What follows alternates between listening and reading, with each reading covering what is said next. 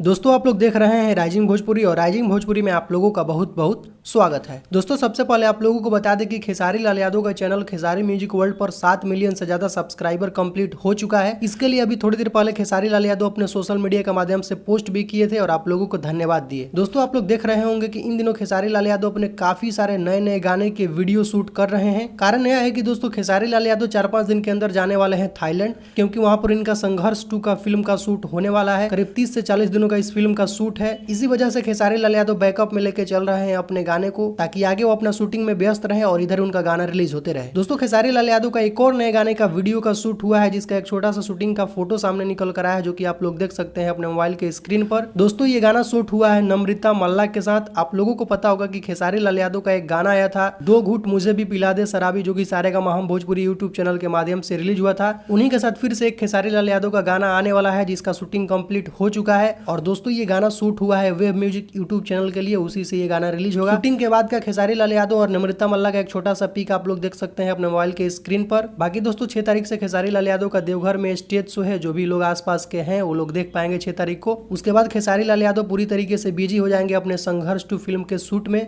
जो भी अपडेट आएगा मैं वीडियो के जरिए आगे आप लोगों को बताऊंगा। तो दोस्तों अभी का कुछ यही अपडेट है, तो इस वीडियो में सिर्फ इतना ही।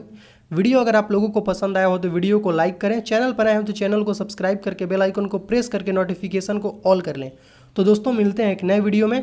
Thank you so much.